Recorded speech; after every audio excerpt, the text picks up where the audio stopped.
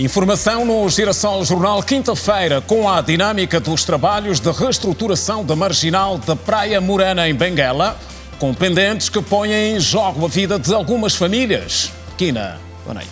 Boa noite, Simeão. Temos outros assuntos para hoje, que passam também pelas contas com a chuva, que continua a complicar a vida a maioria das famílias em Luanda. Solução do Presidente da República, o caso já reportado aqui no Girassol Jornal de famílias que vivem em casas de chapa, no Zango. Os passos na implementação do Plano Agrão, o programa focado na produção a larga escala de cereais no país. Cooperação Angola e China com novas garantias para o reforço da parceria. O número cada vez mais elevado de crianças da RDC a pedir esmolas e a vender nas ruas de Cabinda.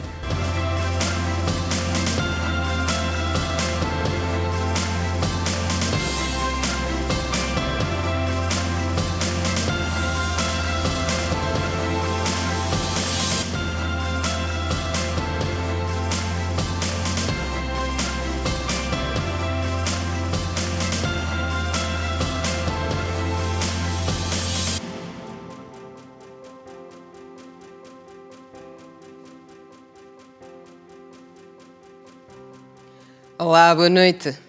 Bem-vindos. Começamos hoje com os trabalhos em curso de reestruturação da marginal da Praia Morena, em Benguela. As obras decorrem, mas com pendentes que põem em jogo a vida de algumas famílias. Famílias estas que têm os seus postos de negócios e casas construídas no perímetro delimitado para as obras e que estão preocupadas com a falta de esclarecimentos por parte das autoridades locais sobre o seu futuro paradeiro. Benguela segue com um projeto de reestruturação da nova marginal da Praia Morena. Para a obra seguir o seu curso normal, mais de 500 moradias serão demolidas, sendo uma na zona pesqueira. A população teme pelo seu ganha-pão, caso sejam realojados para um local onde não possam exercer as suas atividades. O que mais nos preocupa aqui no nosso bairro é que a população daquele bairro praticamente vive da pesca. Agora, nós temos embarcações de onde sai o pão para os nossos filhos. Então, eu pergunto, como é que nós vamos sobreviver? Como é que nós vamos conseguir pão para os nossos filhos? Onde vai nossas embarcações?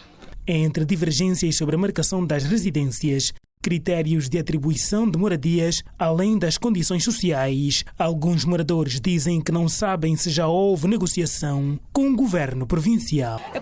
Nós ninguém sabe se vão nos levar aonde, se vamos ficar aonde.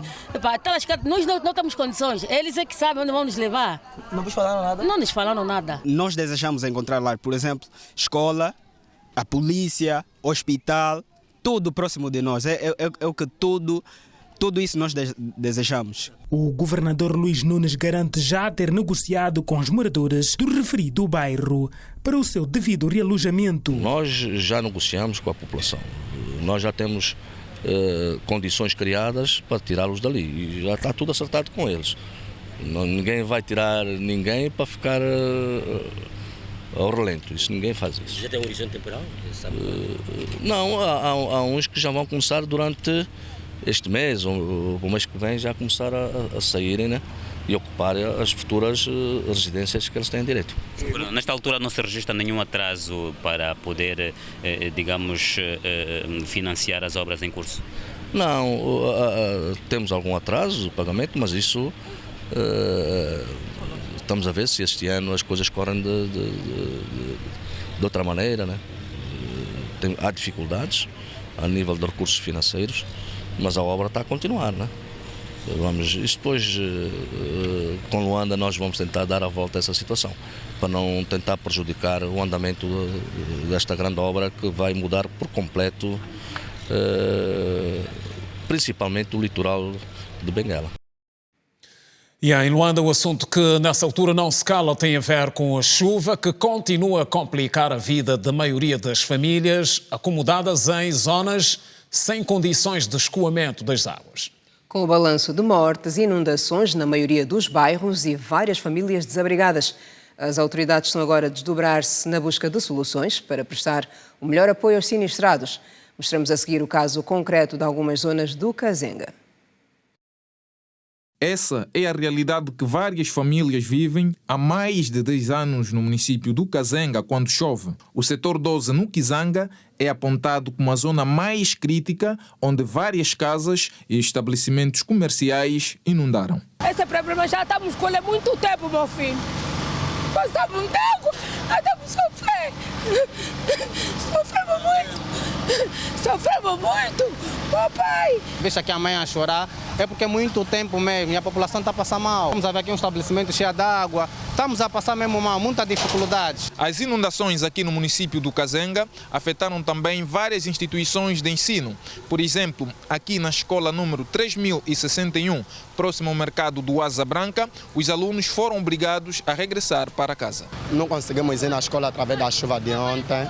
As escolas, algumas estão inundadas, os professores não conseguiram vir. As chuvas e a falta de drenagem, porque nós, se formos a ver, aqui por detrás, inunda por quê? Porque as casas que foram feitas lá frente fecharam onde a água ia, que era por Rio Seco, e agora nós ficamos com essa água, assim, ficam sem aula, porque mesmo hoje eles estavam aqui, tiveram que voltar, tanto os alunos como os professores, porque a escola está inundada e nós estamos a agilizar, já tirando a água para ver se amanhã vamos arrancar, mas mesmo assim estamos a ver que o céu ainda está cheio de água. No Antenove, até a esquadra policial não foi poupada e na Rua dos Românticos quase tudo inundou. As casas, a esquadra da polícia, a padaria também entrou água, nossas casas também daqui, tudo entrou água, está inundada nós todos, no Antenove da esquadra. Essa estrada foi muito elevada e que faz que essa rua hoje sofre com essa toda a água. E a administração municipal do Kazenga garantiu que tudo está a fazer para resolver o problema. Estamos cientes, não é, da situação do nosso município. Neste momento, nós temos uma motobomba na bacia da BCA, que para a administração constitui um perigo. Neste momento temos uma bacia na bacia da BCA.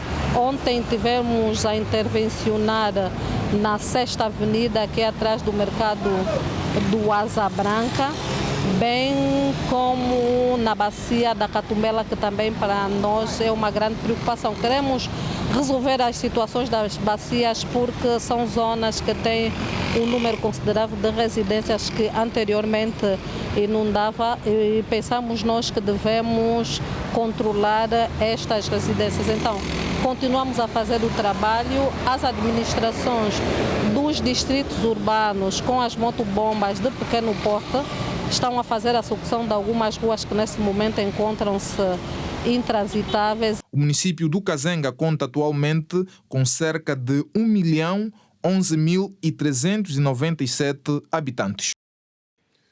No Zango, a situação tornou-se complicada para a população desde o fim de semana. A zona, que é uma das mais habitadas de Luanda, possui apenas uma saída e também uma única entrada. E com as inundações, o bloqueio é claro. Só a chuva de ontem já deixou estragos.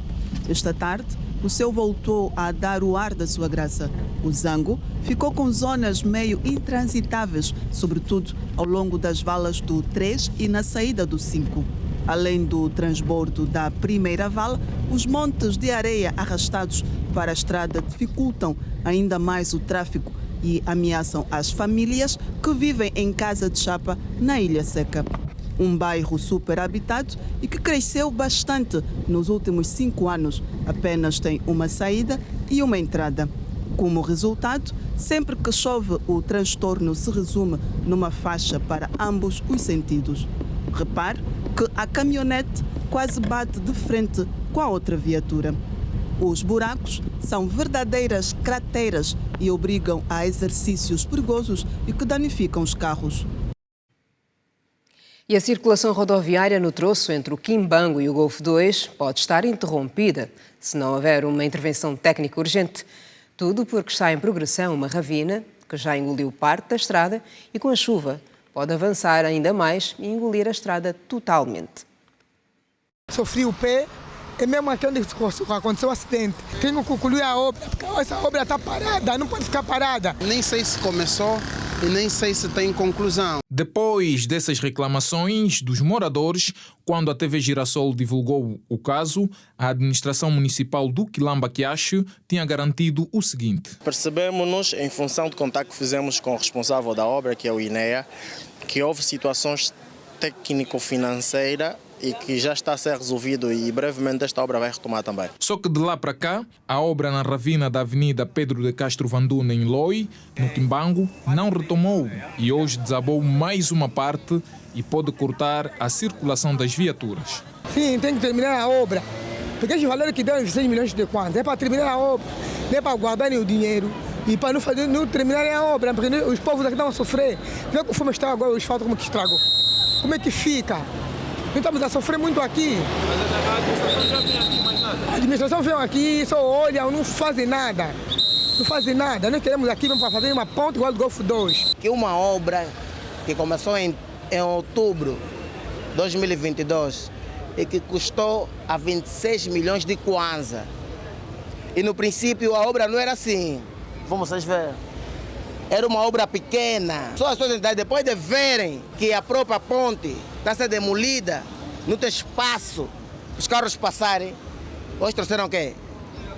Máquinas. Para quem circula naquela via com a sua viatura, a situação tornou-se mais difícil. Estamos um pouco decepcionados. Pleno dia de tempo chuvoso e está a provocar um constrangimento muito forte. Sim, vai provocar muitos acidentes. E a administração distrital do Quilamba Quiacho prometeu criar mecanismos para resolver o problema. Trata-se de uma obra coordenada pelo Ministério da Construção. De facto, essa obra tem levado algum tempo, no entanto, temos a informação e confirmamos no local hoje que o Ministério terá encetado esforços no sentido de colocar uma empresa mais ágil e que possa dar resposta mais célere. Sendo que a empresa está a retomar hoje e como nós temos estado a observar, estamos com um período de chuva muito intenso. Foi-nos apresentado qualquer coisa como um mês. Esta obra orçada em 26.560.894 kwanzas, que teria a duração de 2 meses, já está a caminho de 8 meses e tudo esteve paralisado até desabar mais uma parte nesta quinta-feira. E agora a solução do Presidente da República, direcionada a um caso também reportado aqui no Girassol Jornal e que tem a ver com famílias que vivem em condições precárias, em casas de chapa no interior do Zango 3, em Viana. É que o chefe de Estado autorizou, através de um procedimento de contratação emergencial, a construção de 1.500 residências sociais para o realojamento destas famílias.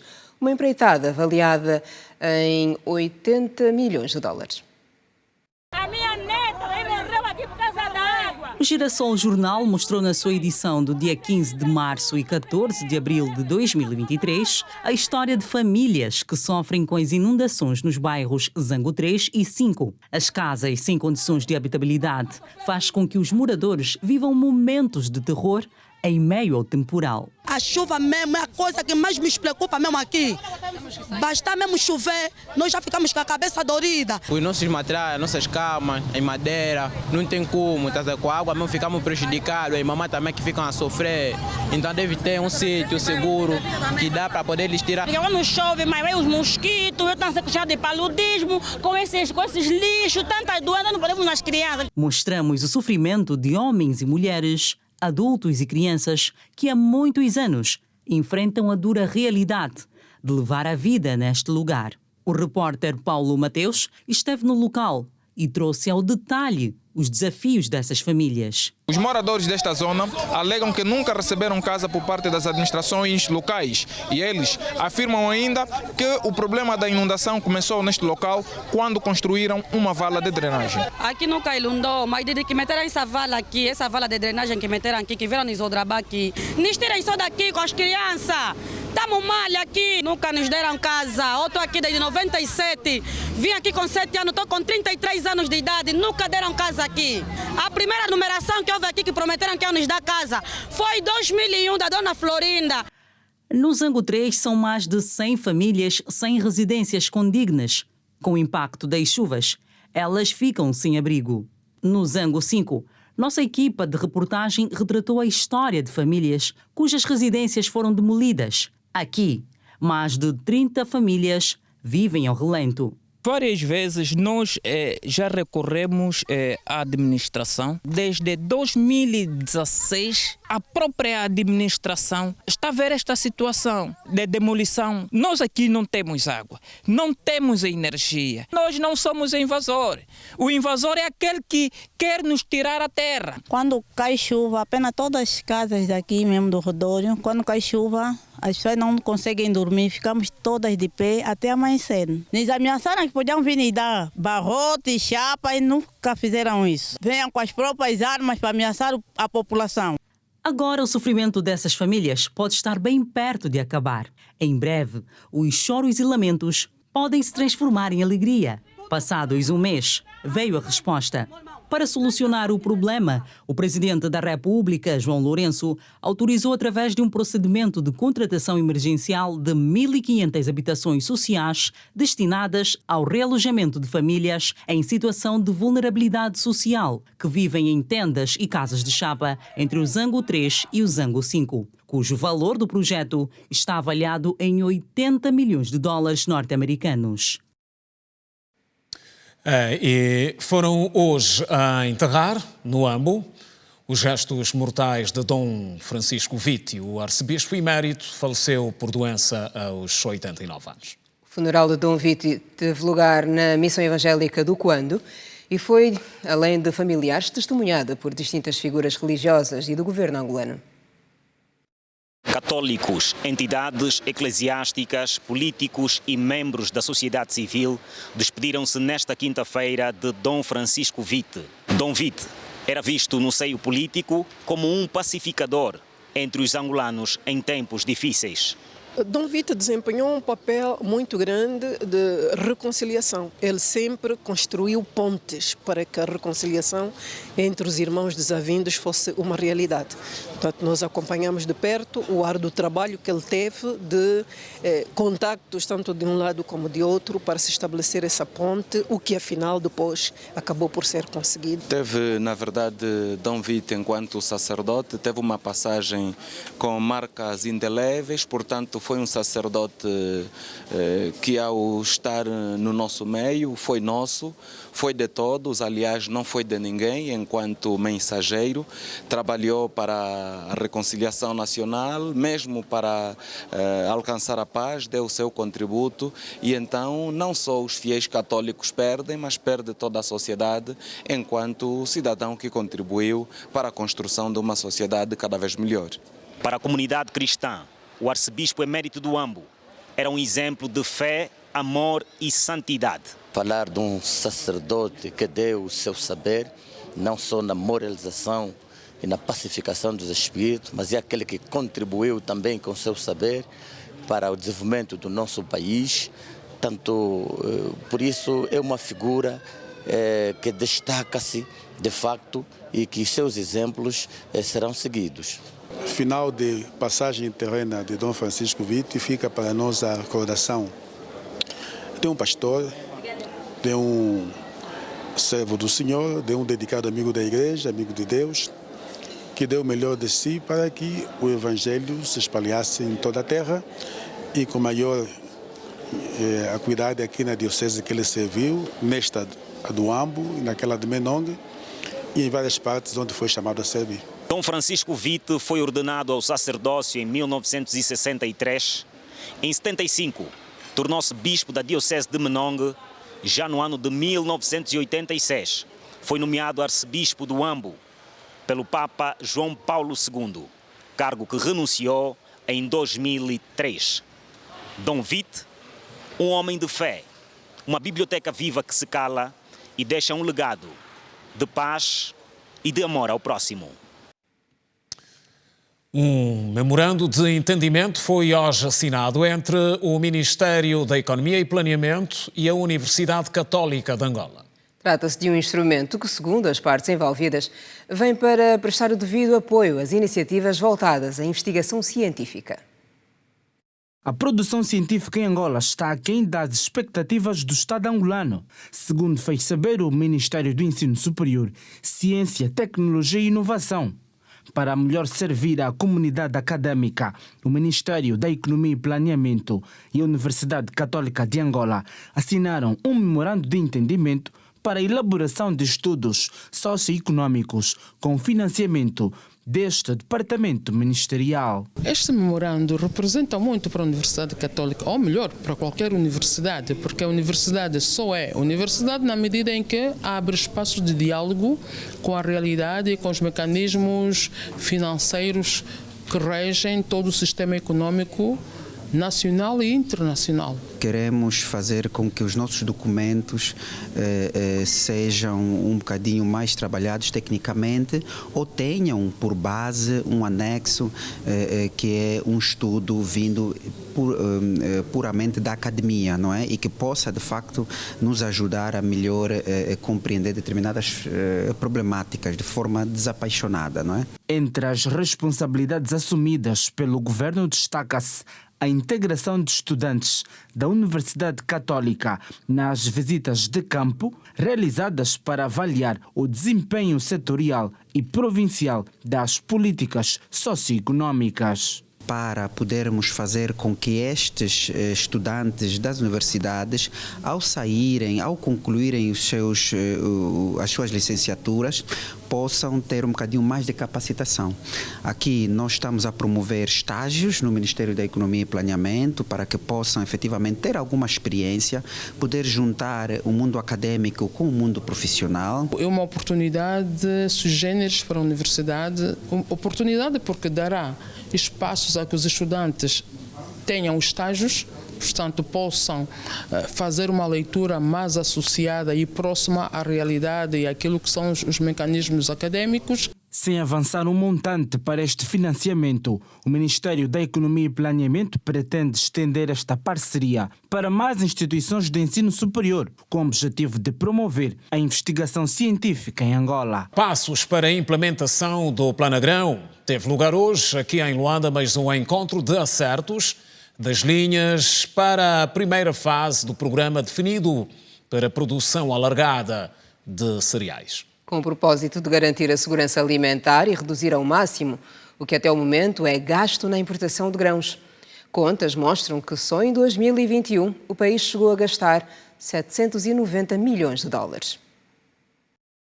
O governo angolano vai disponibilizar mais de 2 mil milhões de kwanzas para implementar o Planagrão, plano para o fomento de produção de grão, durante os próximos 5 anos. O objetivo deste plano é diminuir as importações de cereais e gerar a autossuficiência das famílias angolanas, pois só em 2021 o país gastou 790 milhões de dólares com a importação de cereais. É um plano bastante abrangente, em que um dos objetivos é a criação dessa autossuficiência alimentar. Dito isso, nós acreditamos que com a implementação do Planagrão vamos ter garantido a autossuficiência e não só, podemos também e vamos ter também a redução das importações. A comissão responsável para a supervisão do plano para o fomento da produção de grão esteve hoje reunida para, entre vários assuntos, avaliar a estratégia de financiamento do projeto piloto para o Planagrão. Quem estiver interessado, os promotores que estão interessados, remeterem os seus processos de solicitação de crédito, os que já produzem, principalmente aqueles que já produzem, ao BDA. Sabemos que o Planagrão vai ser operacionalizado pelo BDA durante os 5 anos de implementação e os promotores que já tiverem em sua posse os processos todo de solicitação de crédito para dentro do que é o escopo do Planagrão podem assim o fazer junto do Banco de Desenvolvimento de Angola. O Planagrão é de âmbito nacional, previsto para ser implementado nas províncias da Lunda Sul, Lunda Norte, Mochico e Quandocubango. Setembro é o mês previsto para a sua efetivação. O governo prevê recolher 6 milhões de toneladas de cereais até 2027. Nós acreditamos, e pelo estudo que nós temos, os dados que nós temos Em 2021, a importação para esses cereais rondou os 790 milhões de dólares e nós não gostaríamos de ver tanta importação ou tanto recurso aplicado em importação. Temos terras aráveis, a Angola conta com a volta a mais de entre 50 a 58 milhões de hectares de terras aráveis e só 10% está a ser utilizado. Então, acreditamos nós que temos condições propícias para o cultivo desses 4 grãos. Hoje, a vice-presidente da República recebeu em audiência o embaixador da China acreditado em Angola. No encontro foram abordados assuntos relacionados à cooperação entre os Estados. A China, mais uma vez, mostrou-se disponível em manter os laços reforçados. A China é o maior mercado de exportação do petróleo angolano e principal credor da economia nacional.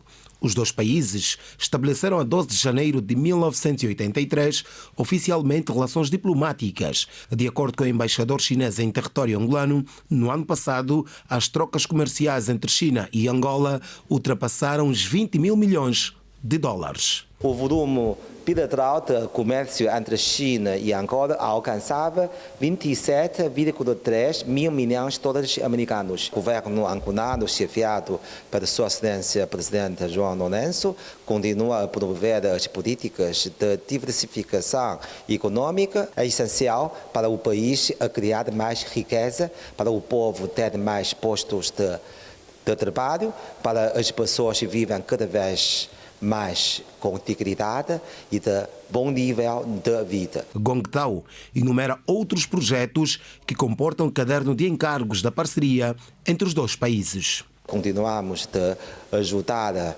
a financiar as grandes obras, como o Centro Hidroelétrico Acacuru-Capassa, o novo Aeroporto Internacional de Luanda. Neste ano de 2023, os dois países estão a assinalar 40 anos de cooperação bilateral. Na manhã de hoje, Gong Tao, embaixador da China em Angola, foi recebido pela vice-presidente da República, Esperança da Costa, para, entre vários assuntos, analisarem o nível de cooperação bilateral, falarem de novas perspectivas de cooperação e também reforçar o compromisso de uma contínua parceria nos domínios da ciência e tecnologia e da formação de jovens angolanos. O governo chinês continua a oferecer as bolsas para os jovens angolanos a tirar os cursos na China, nas universidades, com disciplinas como físicas, matemática, telecomunicação, engenharia civil, ciência informática, medicina. A saída da audiência que lhe foi concedida pela vice-presidente da República, Esperança da Costa, o diplomata do gigante asiático anunciou outros momentos que vão marcar as festividades dos 40 anos de parceria entre Angola e China. Estamos a pensar organizar um fórum de comércio e investimento aqui em Luanda para convidar empresas chinesas e convidar empresários angolanos a se sentar e procurar em conjunto as novas ocasiões para as nossas cooperações. A China também vai organizar no próximo mês de julho a terceira edição da Feira de Comércio e Investimento para China, África e Angola. Dados recentes do FMI, Fundo Monetário Internacional, mostram que o país asiático teve o segundo maior PIB do mundo em 2022, estimado em 11,2 trilhões de dólares, ficando somente atrás dos Estados Unidos da América, com 18,6 trilhões de dólares norte-americanos. E agora um olhar ao que marcou a agenda na Assembleia Nacional hoje, onde os deputados analisaram vários assuntos e aprovaram na generalidade o Código do Processo do Trabalho. A quarta reunião plenária ordinária da primeira sessão legislativa da Assembleia Nacional apreciou vários diplomas. Na plenária de hoje, o projeto de resolução que aprova o plano de atividades do Grupo Interparlamentar da Assembleia Nacional para o ano parlamentar 2022-2023 foi aprovado na generalidade com 163 votos a favor, 0 contra e 0 abstenções. A proposta de lei que aprova o Código de Processo do Trabalho foi aprovada na generalidade com 169 votos a favor, 0 contra e 0 abstenções. E, finalmente, a ata síntese referente à 4ª reunião plenária ordinária da primeira sessão legislativa da 5ª legislatura da Assembleia Nacional foi aprovada na generalidade com 166 votos a favor, 0 contra e 0 abstenções. A primeira reunião plenária extraordinária do Grupo Interparlamentar da Assembleia Nacional teve como pontos a discussão e apreciação do plano de atividades do Grupo Interparlamentar 2022-2023 e o projeto de resolução que o aprova. Na terceira reunião plenária ordinária, o presidente da bancada parlamentar do MPLA fez saber que o seu partido pretende colocar à disposição do plenário iniciativas para debates no Parlamento. Iniciar consultas com as forças políticas parlamentares e com a sociedade civil, no sentido de dinamizar na Assembleia Nacional debates periódicos sobre educação, saúde, ambiente, tecnologia, governação local, gestão do território, planeamento urbano, proteção das crianças, empoderamento da mulher, assistência aos idosos, assim como outros temas que inquietam os angolanos, as angolanas e os angolanos, fazendo das reuniões plenárias e das comissões de trabalho especializadas mais dinâmicas, atrativas e eficazes, lembrando as ágoras da Grécia Antiga. Em reação, a UNITA recebe a iniciativa de bom grado, pois entende que só com debates e diálogos é que se encontram soluções.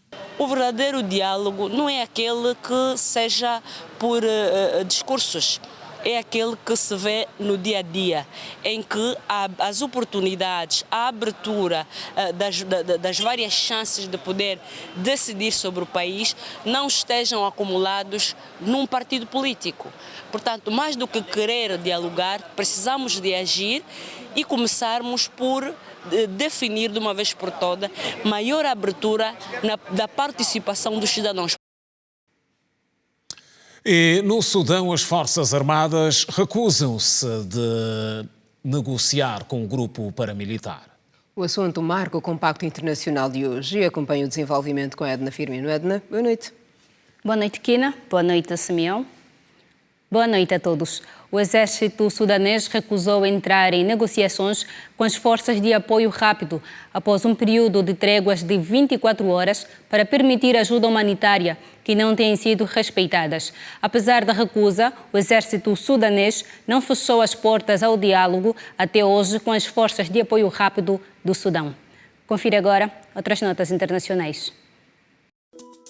A Organização Mundial da Saúde pediu nesta quinta-feira aos dois lados do conflito no Sudão a interromper os combates para permitir que os feridos recebam atendimento médico e abrir uma passagem humanitária para profissionais de saúde, pacientes e ambulâncias. O diretor regional da OMS para o Mediterrâneo Oriental, Ahmed Al-Mandari, disse que essa pausa humanitária é essencial para que os civis tenham acesso a alimentos, água e remédios e para que os feridos procurem atendimento médico.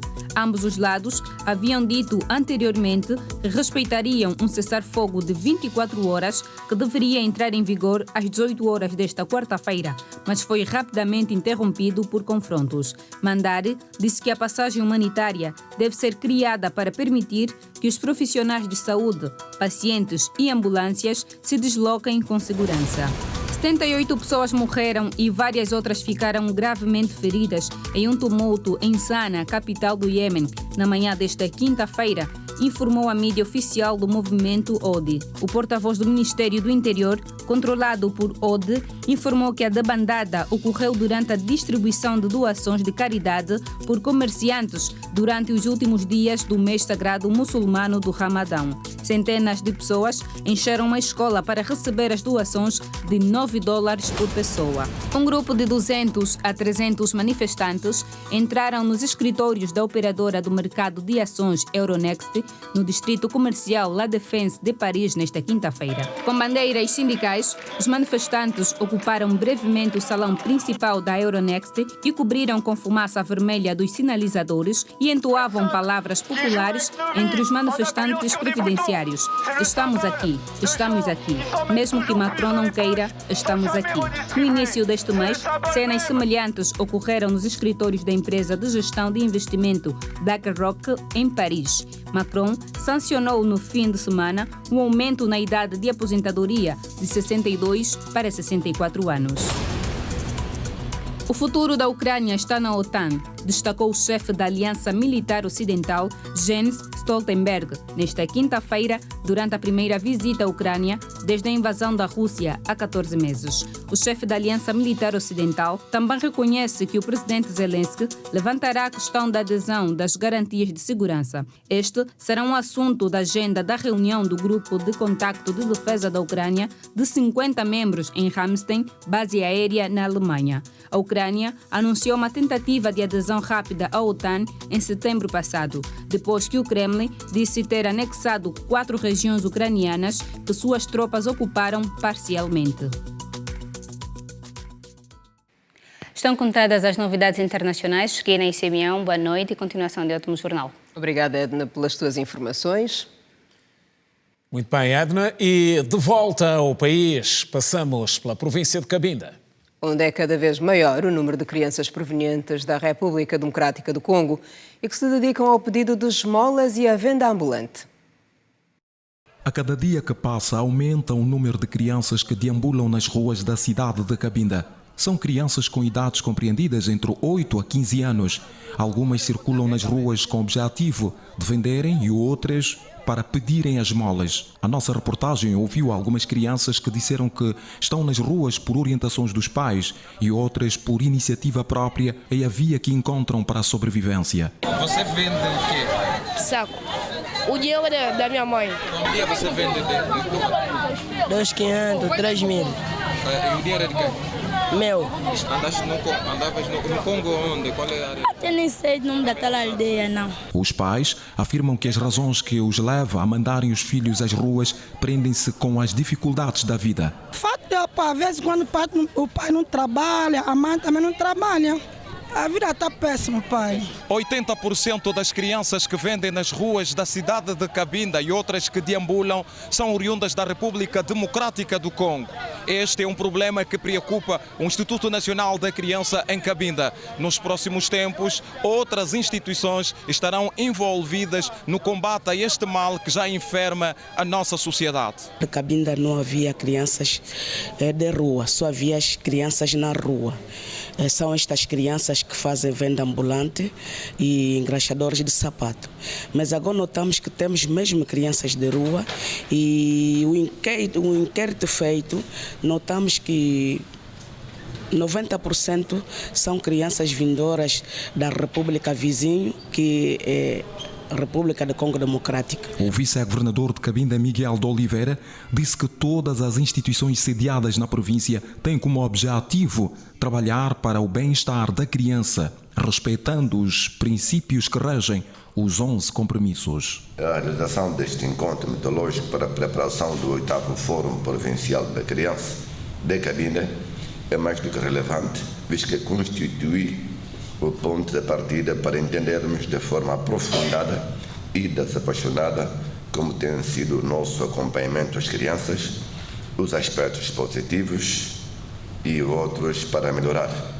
Naturalmente, o cumprimento dos 11 compromissos a favor da criança deve merecer, sem dúvidas, a nossa reflexão para o bem do futuro da nação. Quanto a nós, também é tudo por hoje. Uma vez mais, obrigada pela sua companhia de sempre. Contamos consigo. Boa noite. Estamos juntos. Boa noite.